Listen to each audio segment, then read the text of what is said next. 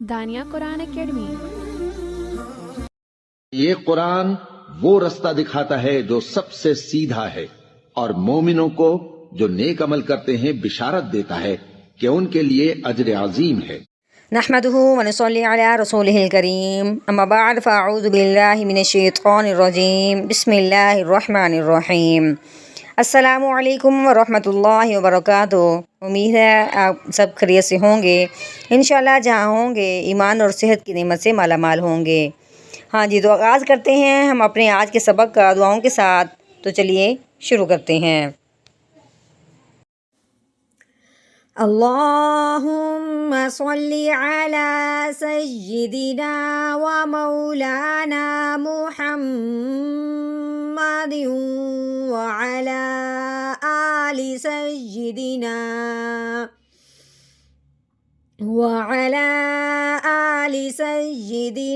و مولانا محمد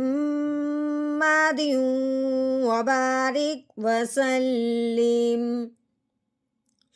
رب اشرح لی صدری ویسر لی امری واحلل عقدۃ من لسانی یفقہوا قولی۔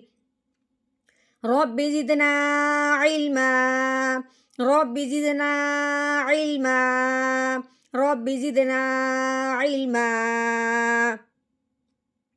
اعوذ باللہ من الشیطان الرجیم، بسم اللہ الرحمن الرحیم۔ فَأَيْنَ تَذْهَبُونَ؟ فَأَيْنَ، فا کے اوپر زبر ہے، آگے الف کے اوپر بھی زبر ہے۔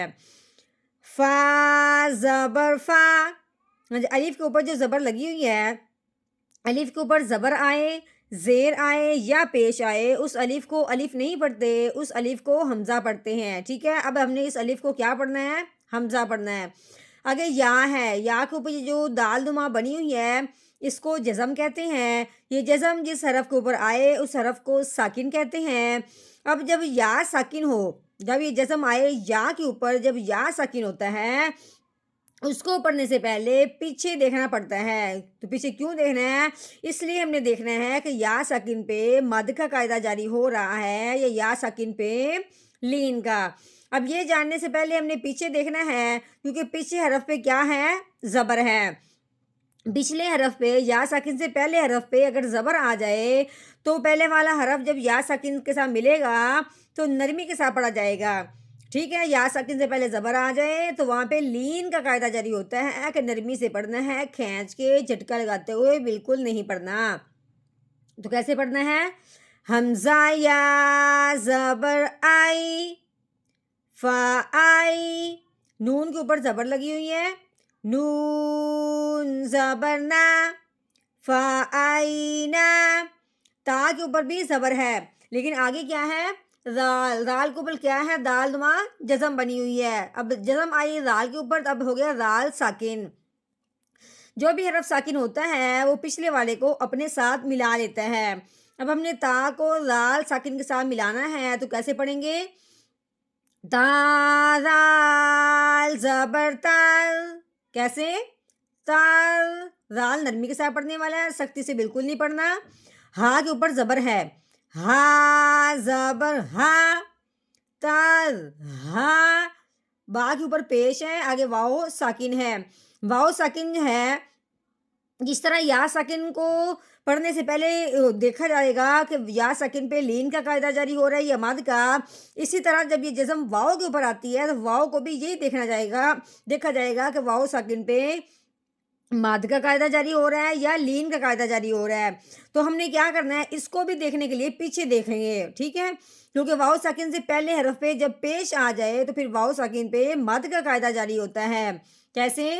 با واؤ پیش بو، تذہبو، نون کے اوپر زبر لگی ہوئی ہے، نون زبر نا، तज़हबूना। अब आगे ये जो है, ये गोल दायरा जो बना हुआ है, इसको वक़फ़ कहते हैं। वक़फ़ की सूरत में आखिर वाला जो हरफ होता है मुतहर्रिक हरफ। अब मुतहर्रिक हरफ किसको कहते हैं? यानी ज़बर ज़ेर पेश को हरकत कहते हैं। जैसे कि ये ज़बर है, अब हम कहेंगे कि नून के ऊपर हरकत लगी हुई ज़बर वाली। ज़बर हो, ज़ेर हो या पेश हो, इसको हरकत कहते हैं। अब ये हरकत जिस हरफ के ऊपर आए उस हरफ को मुतहर्रिक कहेंगे। हरकत से वो हरफ क्या बन जाएगा? मुतहर्रिक बन जाएगा।